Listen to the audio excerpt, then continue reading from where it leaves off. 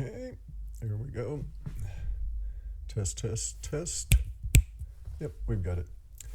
Okay, so today is April 19th. It's 8:23 a.m. This is the third attempt to get this subject through censorship. I had two interviews that didn't pass a YouTube algorithm and didn't get put up on YouTube. So I'm going to try it again this way. And so the subject today is that it's an op, and as many people are now starting to recognize, and I'm calling these people my black checkmark people because they recognize that we've got a bioweapon. And so so my black, I've got new ones, hang on.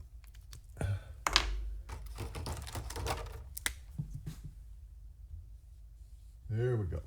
So my black checkmark people are like George Webb, Paul Cottrell, Stefan Molyneux, anybody basically. There's, Iran, big chunks of China, big chunks of Russia, and all these people that understand we're dealing with a bioweapon. And we now have some understanding that we need to pass on, some things we need to consider, and then we'll jump into the bioweapon economy, which is going to occupy us for a number of years. So the first thing is, it was an op. It was deliberately released. If you go and look at George Webb, if you go and follow his work, if you look at a number of these other individuals that are tracking the links between Fauci and HIV patents and these HIV inclusions in the COVID, which we've known since December, and were repeatedly denied and forced to be taken off the internet by the Chinese Communist Party. But we've got really pretty certain proof that that's the case, and that these HIV inclusions are in there. It's not natural, it's engineered, therefore it's a bioweapon, and Fauci is in it up to his neck. Because he has all these patents that relate to the specific proteins involved, et cetera, the variants that are we see included in the COVID coronavirus. Anyway, so basically what it comes down to is it's airborne HIV. It's airborne AIDS. And so we have a very interesting situation where people fail to grasp what's going on. And so they'll come out with statistics that are intended to provide reassurance, I guess, at a personal ego level, as well as pass that reassurance on and come off as a authority on it, as opposed to somebody who's questioning and skeptical but pursuing wherever the evidence goes, right? Anyway, so it's airborne HIV, and because it has that HIV inclusion in it, it means that there is no such thing as an asymptomatic infection. So that idea that 85%, well, like this guy in the woo-woo world, David Wilcock, said, he got it, he's not worried, he's in his 40s, and he felt extra sleepy for a month. And that was what he thought he had it. He'd never been tested, as far as I understand. So, and so in that sense, his symptom was that he was extra tired. Well, that's part of the HIV issue in terms of how it attacks people. The debilitating lack of energy, the inability of the mitochondria to generate the appropriate responses, extra oxygen pollution, extra free radicals, et cetera, et cetera. And because it's airborne, it now means that we're just transmissible breathing it, right? But anyway, so there's no such thing as an asymptomatic case. And that's because the HIV is going to be symptomatic even if you're not aware of it. Your overall system degradation will be such that alone is a symptom, but you'll ignore it. But it also means there's no such thing as mild cases, because once you've got it for the rest of your life. There is no immunity to this. So David Wilcock is not immune if he actually had it, okay? So he can get it. He can have other episodes if the viral load increases.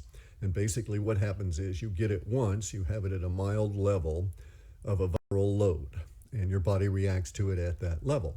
And then later on, further exposure to external viruses increases the viral load, and it increases your symptoms as you encounter that exposure to the virus. So here is the symptoms from basically nothing up to being dead. And right here is the level of viral load that you're going to be experiencing in order to cause these particular sets of symptoms, right? So this is the number of viruses in you. And you get enough of them in you and you're dead.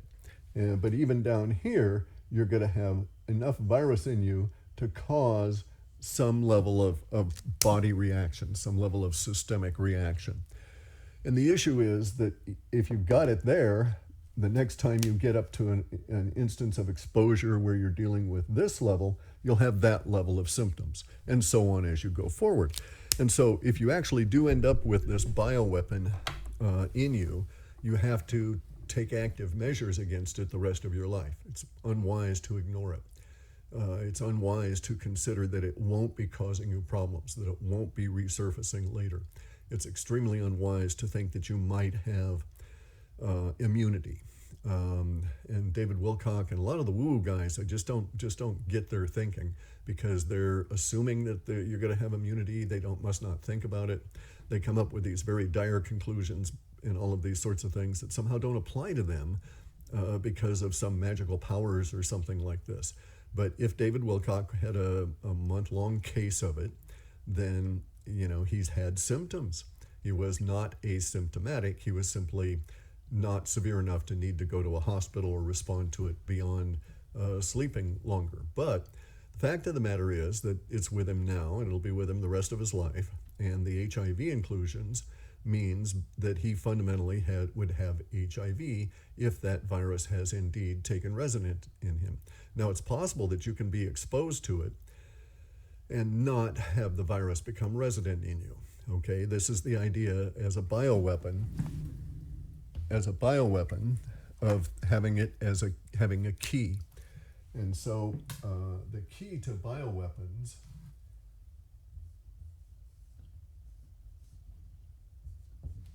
the key for the bioweapon is that which would protect your troops, such that and soldiers and sailors, etc., such that they could be effective in continuing the war with the enemy that you release the bioweapon on. It's not really a good idea to release a bioweapon unless you've got some form of protection for yourself and the people that you want to have around, because otherwise the bioweapon kills everybody, including you. So anyway, the nature of the bioweapon in this case, having AIDS in it and having the transmissibility of this particular form of coronavirus, means that we're dealing with a really nasty bastard, and it's affected everything. Okay, so the way the bioweapon is operating is actually shaping our economy now. Thus the title there of bioweapon economy. All right, because we're dealing with airborne AIDS, we now have to consider that everybody that gets infected with it is going to be an integral part of the economic push or drives going forward, because they will have huge amounts of extra needs, as does the entire society now. So we're now being in a bioweapon economy. We're not in any other form of economy at all. It's going to dawn on people as we go forward that I'm correct on this, and that in order for us to even function as a species for a few years, we have to adopt this bioweapon mentality, which means we've got to fight it on the beaches, fight it in the hills, blah, blah, blah, blah, blah. And see, here's our issue, right? Okay, so it's engineered. It's a bioweapon. It was designed for maximum human-to-human transmissibility. Whether the human is dead or alive doesn't matter. If you muck with that human, you're building up your viral load, and sooner or later you as a human will succumb to some of the symptoms of this airborne HIV that we see that Fauci and his fuckers facilitated. Okay, so It survives on surfaces. It is not killed by heat. They can boil the shit and it comes out able to replicate. It has the ability to hide in bacteria, at least Prevotella, we know that. And it stays alive on its own in dead flesh for some considerable period of time. We don't know how long. But see, all of these kind of things shape our economy in ways we had not anticipated. So we know now, we can think now, there's X millions of people that have been infected with it. The infection is not over. Even with social distancing going out 2 years, the suggestion is that there will be 500 million or more people infected with it globally. 500 million. Okay, it doesn't mean they're all going to die or any of that kind of shit, right? Because there is this gradation. Also, David Wilcock is abysmally wrong on his numbers, and if you listen to his skewed view numbered videos, none of his metrics add up. For the amount of views, he's getting way too few comments and way too few negatives. Anyway, though, but if you listen to him, he's saying like 90% of the deaths are people over 70. Bullshit, dude, bullshit. His numbers are not accurate. And so everybody that gets it will die of it at some point between now and someday in the future. There will be continued symptoms.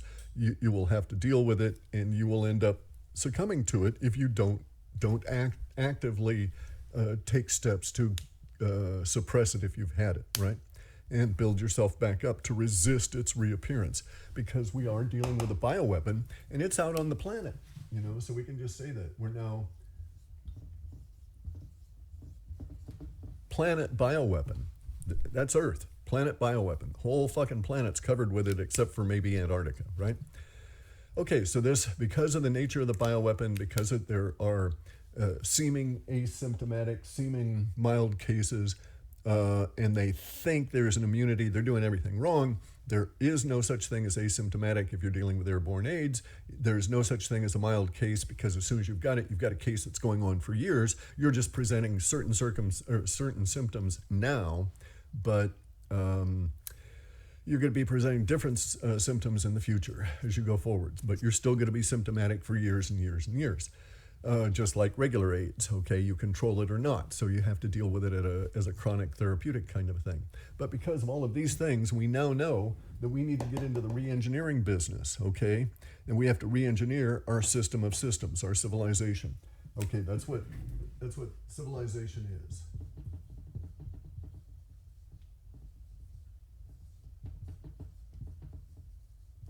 So our system of systems, our civilization, has now become corrupted by a bioweapon, and lots of these systems are broken. And so our system of systems needs to be re-engineered. We understand now, because of the nature of this thing being a bioweapon out in the environment and within people, that we're going to need dedicated facilities. We're going to need dedicated hospitals, dedicated doctors' offices, dedicated morgues, so that we can have a safe place to deal with individuals that have this bioweapon in them in an active state, and to deal with their symptoms and problems and needs as the whole social order goes forward. And it has weird ramifications. We're going to need like dedicated auto repair facilities that'll go on in, where people can go on in and deal with fixing your car, assuming we add parts. That's another issue as part of the economy. But deal with fixing the air conditioning in your car, right? Because that air conditioning is going to be polluted with you being a COVID patient having breathed in there. And so the person fixing it needs to understand this and take precautions, because they don't want to be exposed to your virus. And this is the way it goes on. And we're going to need, dedicated facilities on cruise ships if they ever reopen cruise ships. Same thing is true of airplane travel. We're going to need to have dedicated crews that know how to decontaminate airplanes, et cetera, et cetera, et cetera. And we're going to need things like, dedicated servicing labs for blood draws, for, all of these kind of things associated with dealing with the bioweapon and the people that have it as an active state within them. And so the re-engineering goes on, though, because it now means that we have to re-engineer heating and air conditioning. And this not only in big buildings, but also in individual apartments and in houses and such. So you're in housing development in Arizona. You've got 1 acre lots, and you've got everybody running their air conditioners, pumping out their inside air to the outside. People with the virus are pumping the virus out into the subdivision. And this has now scientists are understanding this is how a lot of the transmission occurred. And we're going to have to re-engineer the way that we do plumbing in Asian buildings. Okay, there's this habit in Asia to use uninsulated pipes because the temperatures are such that you don't really have the cold temperatures, and you're not trying to preserve the energy you put into the water to get hot water to some other floor, that sort of thing, right? And in order to deal with the costs of construction in cement buildings, they would use uninsulated cold water pipes and so on with no barriers between floors. And so the COVID-19 would be expelled. It would get on a droplet, go onto one of these water pipes, and could travel down or up many floors based on the flow of the little tiny water film always on the piping. So all of that kind of stuff has to be re-engineered. So we're going to have to re-engineer regular air conditioning, apartment air conditioning, all of these sorts of things, just to deal with the fact that we're now in a bioweapon polluted environment. And that's part of our economy. So there's a huge chunk of our economy is catering to all of these kind of needs in the future, because they're not going away, because Fauci and those bastards. So there's the deal. All right, the Russians are investigating this. They know it's a bioweapon. They're really, really pissed. And they're not going to be particularly politically correct in naming guilty parties. Now, I always thought it was the Chinese. I always thought it was the People's Liberation Army and or the Communist Party of China doing the actual bioweapon engineering and stuff out of Wuhan within that biolab. It's possible, that, so it could be that was 100% the cause, that they let it loose or it escaped. It could also be, though, George Webb has uncovered connections that would seem to suggest, that is to say, you can infer that there was that other parties had hands in this at a very significant level, and that the Communist Party of China may be a victimized accomplice, okay? So they may have been double-crossed, and they may have been fucked over with their own intentions. So, you've got again, let's go back to David Wilcock. Why should C.W. Chanter have all the fun?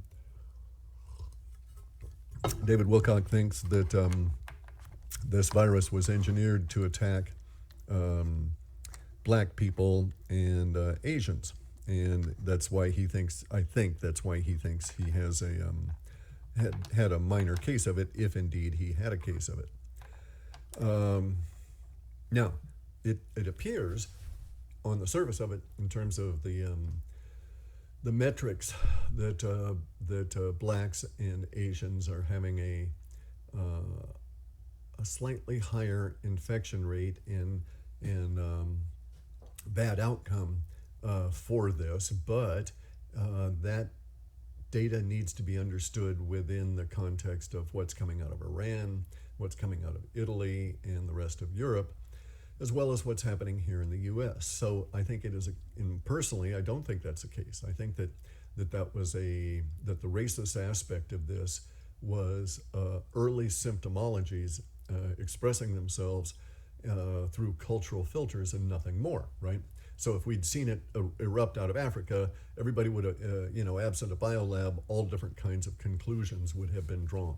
That it would have been a natural virus like Ebola, that it would have been native to Africa, would have been seen as an African virus, and yes, it would have been attacking black people because that's where black people live, much more than anybody else until it spread around the rest of the planet. So the fact that it came out of where it did in the Wuhan flu name and all of that sort of thing has a tendency to color it within our perceptions, but nonetheless, those colorations of a racial nature to it are, I think, merely that human species is multi-phenotypical. There's many different subgroups of us, and therefore it expresses through those subgroups different aspects, symptoms, ratios, and rapidity.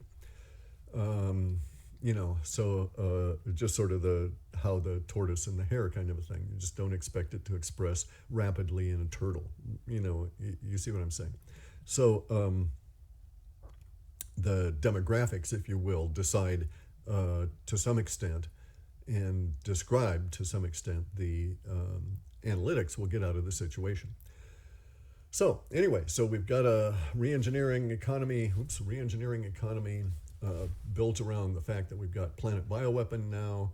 We're going to have Spain and other countries that are going to start spraying all kinds of disinfectant to try and scrub the stuff out of the environment, which is something we need to do, that recognizes that it is out there, that it is indeed a bioweapon. Unlike regular viruses, it's not going away. Heat doesn't kill it. The UV will kill it, but it takes specific strengths and durations. Under the circumstances, here is planet Earth. It changed the 21st century. We're now planet bioweapon, and we'll never go back until we deal with the bioweapon in a rational adult fashion and come up with something that will destroy it in the environment without us having to participate, right? So we could spray something that would go on out and eat it, and that would only eat it and then would die when it had gotten finished eating it. Or we could spray out stable vitamin C, right? That would be stable until the virus came in contact with it, or any other virus did as well. So we have to be careful with that sort of solution. And it would kill it all dead, right? Or we could synthesize some of the compounds out of the birch trees, spray those around. But again, all these things have side effects and repercussions, and we have to think about all this sort of thing before doing it, and not just go for desperation, because we're not quite desperate yet. I think we will turn, all right? I think that we will get some adults in authority that will deal with this as a bioweapon word and talk to us through the process that we're going to have to go through as we shape planet bioweapon into a whole new economy globally to deal with the situation that the bioweapon and Fauci's fuckers and the CCP collaborators have unleashed on us. So the Communist Party of China has poisoned us all, but Fauci's fuckers participated. And so they're going to have to go. The elite's got to go. We're going to have to purge these fuckers. And it's going to be difficult for us to keep our bloodlust down once we know, or once it starts, right? It's just the way it is, mob mentality. It's difficult to stop it once it starts. So many of the elites that are not necessarily part of this or are just useful idiots will also be purged in this. And it's like, well, okay, that's just the way it is, life and death and violence are messy. So now we can understand that we're dealing with a breakdown of our system of systems, which is what we would call civilization. We can also understand that we're going to have to do things at a systemic level. We've got to recover our systems. We won't recover them, so we're going to basically have to re-engineer new systems as part of a systemic recovery. And the systemic recovery is a paradigm that has to be imposed over everything. So we have to recover our system of food production. We used to rely on lots of transshipment to China and stuff, and we used to rely on Chinese fertilizer chemicals. We used to rely on all different kinds of interactions with other countries, and now all countries are saying, fuck that, we're going to have food surety. All right, so this is why we see that now our economy has already changed, and we've got seed production going way to the top of priority because everybody wants to grow their own food. They want to have certainty of food production right fucking there. So that instantly changed everything. That instantly elevated preppers to the top of the pyramid in terms of smartness, this understanding. So now we've got the herd moving. The herd has changed, and so seeds are now top dog. So now we'll start seeing new seed production companies come out. We'll see new people, new seed favorites. What am I thinking? Trends where people, instead of going for lettuce and fancy tomatoes, will be going for dense foods that can go through the winter. Pumpkin, squash, potatoes, all of those kind of things, right? So we'll be returning in many ways to old style patterns of gardening and growing, victory gardens, canning. All of this kind of stuff is part of our new bioweapon economy, and it's on the way up. And so there's for those people that care about money and that kind of thing, there's plenty of opportunity here, because we've got all this new vast amount of needs to fill. And universe has a rule, okay? And the rule is that if you add, here, let me do it legitimately, okay?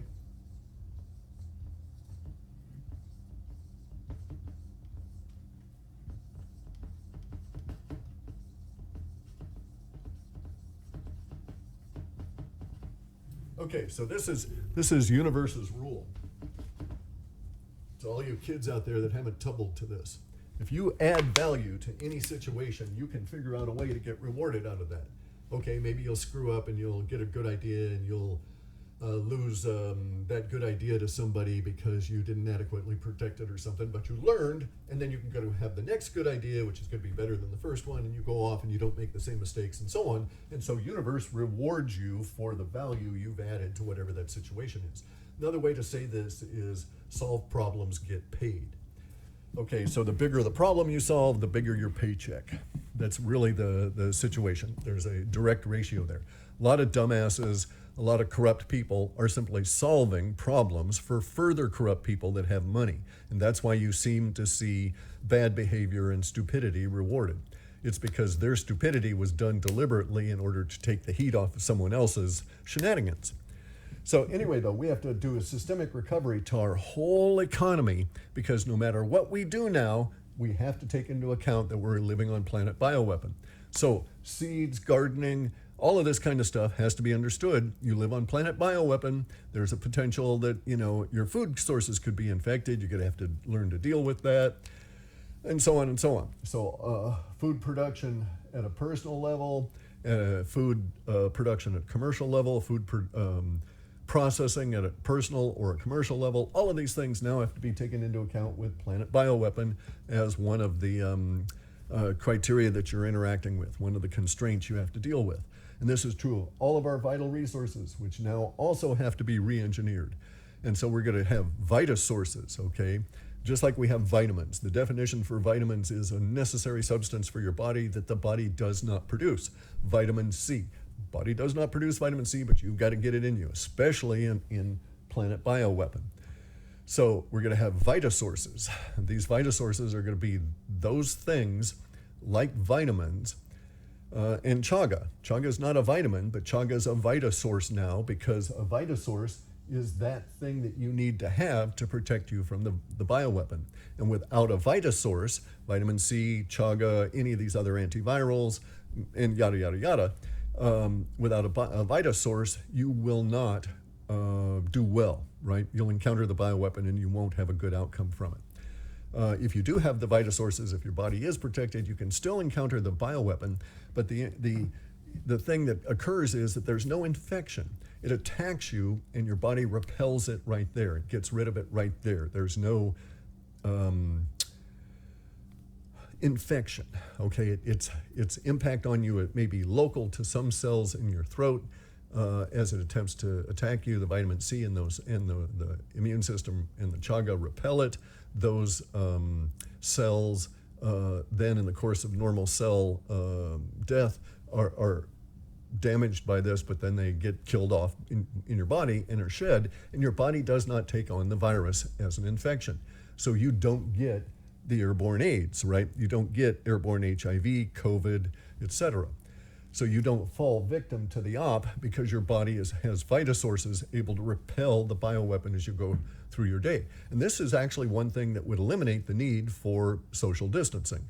If we had some test to see that everybody was anti-COVID hardened, then you could do that test and you wouldn't have to worry about them. They couldn't get infected if it tried to get them because they had adequate levels of vitamin C and so on.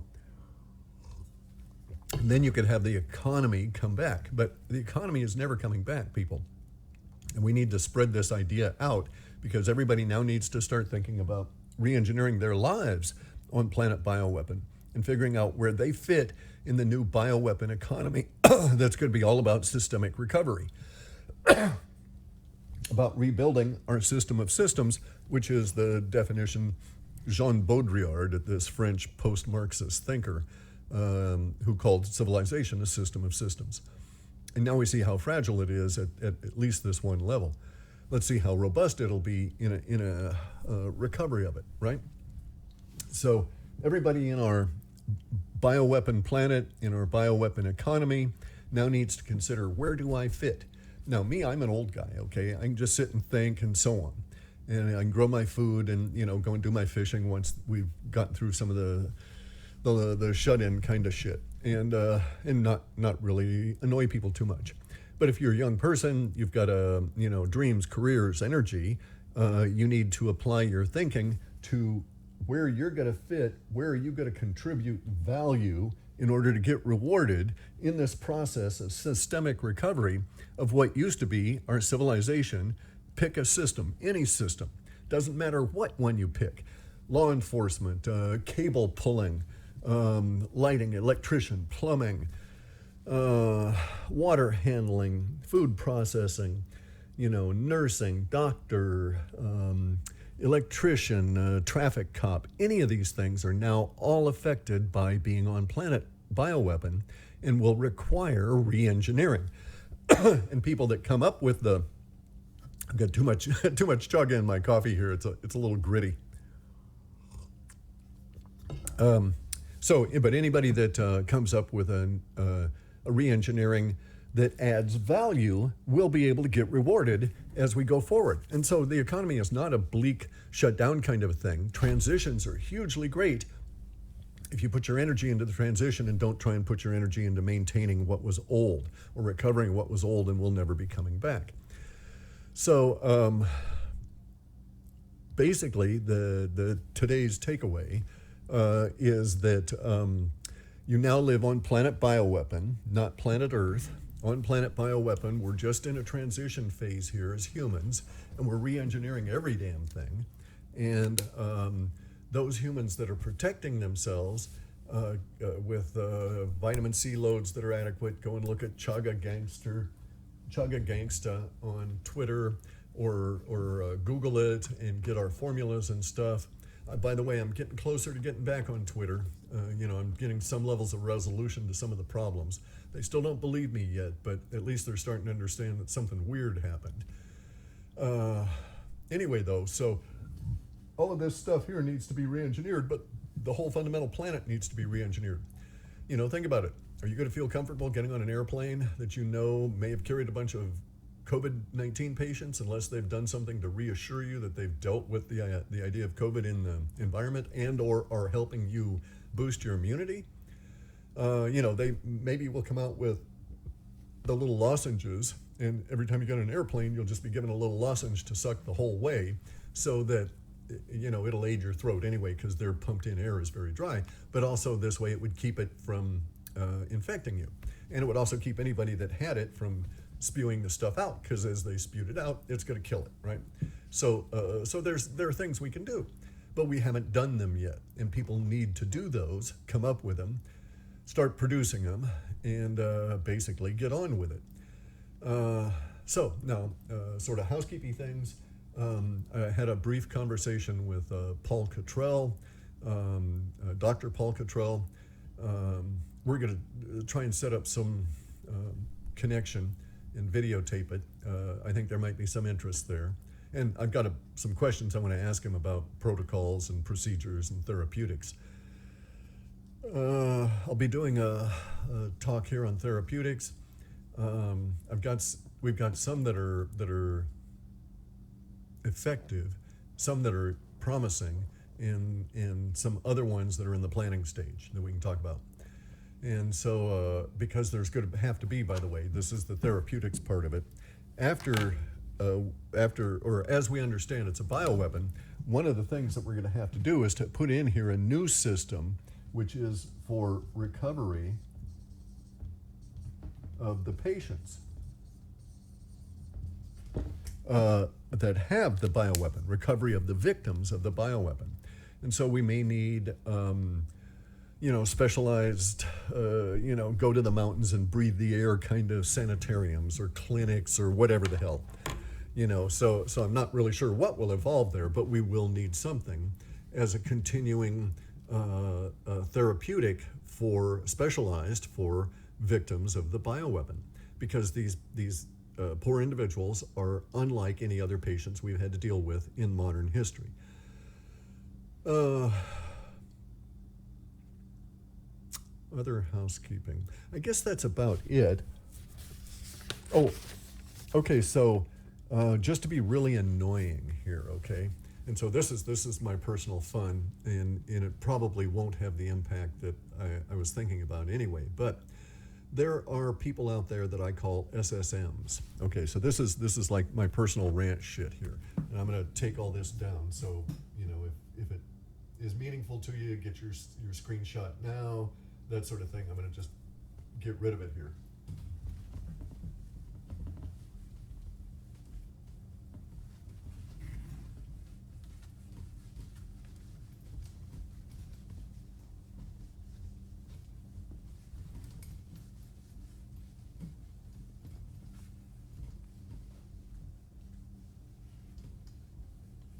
And it truly was an op. Like I say, the Chinese Communist Party may have been simply victimized co-participants, co-conspirators, or they may have deliberately done it to their own population under the thinking that they would be able to control it, and that its devastation would be manageable, and that the Communist Party and its power structure players would not get it, which turned out to be not true. They did get it. A lot of them have died. Anyway, so just to be annoying, there are people that are ambushing me, all right? So I can say it this way, using their own tactics against them, so the irony will not be understood by them because of the nature of the mind that we're dealing with. But so I can say that I wonder if Jason Goodman is a paid agent of the Communist Party of China. So I'm saying that I'm wondering if he's a paid traitor to humanity. I have a question. So, he's and so I can continue with that and say that in my mind, his activities supporting the Communist Party of China's view of the whole bioweapon thing, release and its impact on the United States is very traitorous to the position of the United States. And it also makes me wonder if he is paid by them. Now, it could be another explanation for such behavior might be that he's simply a useful idiot and was co-opted by the Communist Party of China and does not realize that he's doing their bidding and serving their needs. Now, see, I didn't call him a spy. I didn't call him an agent of the Communist Party of China. I'm just saying I'm asking questions and I have no answers. That's the shit he does. Only this guy he's also an attacker, and he ambushes. And so, he loves to come on up and do an ambush, and then he's this passive aggressive and saying, I'm not really trying to cause problems, I'm not really trying to do blah, blah, blah, but in fact he really is. And that's what annoys me, I think, about Jason Goodman, is that he's passive aggressive. I like the fact that he's got the guts to go out and see the hospitals, although the wisdom of that is questionable, especially since it's supporting the Communist Party of China's position on this. Okay, so he's a single state mind, all right? By a single state mind. So these SSMs, single state minds,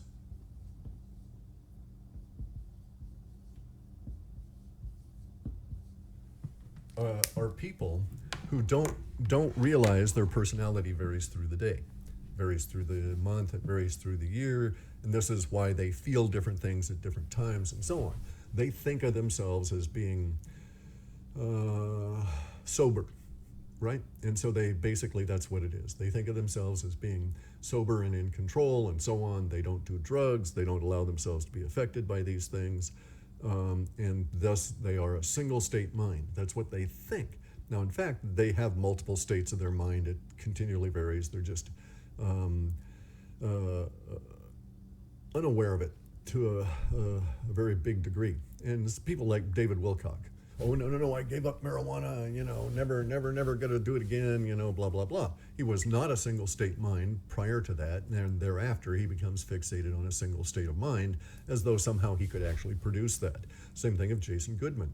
Jason Goodman gets on my case and calls me a drug abuser and a substance abuser and that sort of thing. And I characterize it differently, right? So just as he chooses to make characterizations. Now, he was very aggressive and made declarative statements as opposed to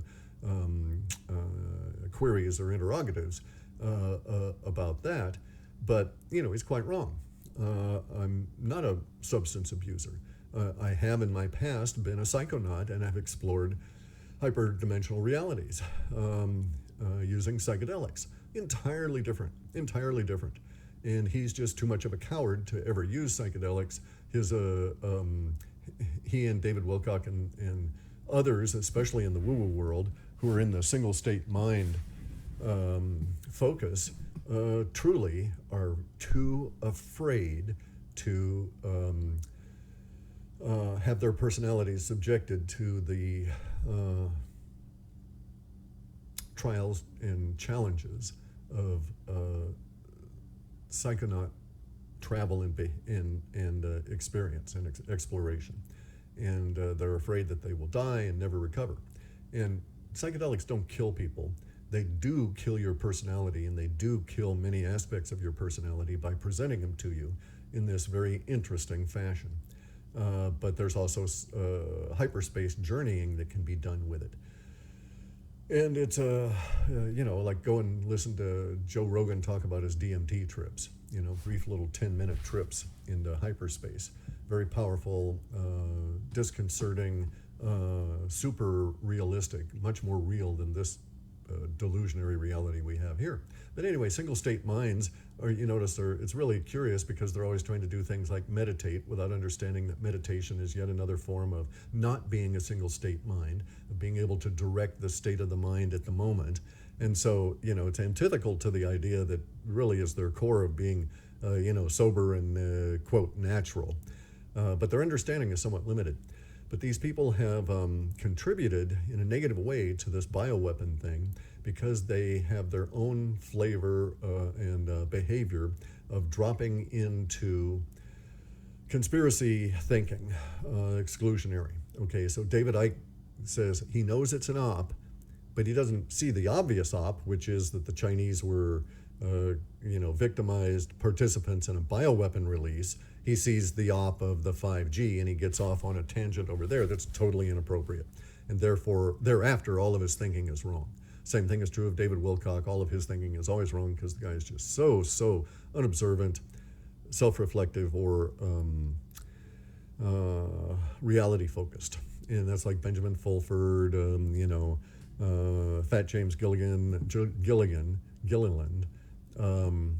Corey Good and his issues, all of these people, right? They all tend towards the single state mind, and some of them are less of a tendency than others towards that. But the single state mind people exist in government as well. And you'll see them trying to push back on people that are not single state mind, as though single state mind had an authority and a claim to a specific or a claim to a specific kind of authority within reality. And that's not true. It is not the case. As we are in a time now in Planet Bioweapon where a single state mentality can get you killed. Bye, guys. That's all for today. Wanted to clue you in as to what the economy is like and where we're headed and get people working on that so that we can get a jump start. Let's not let the Chinese have all the fun rebuilding the planet. Let's get out there and rebuild it ourselves.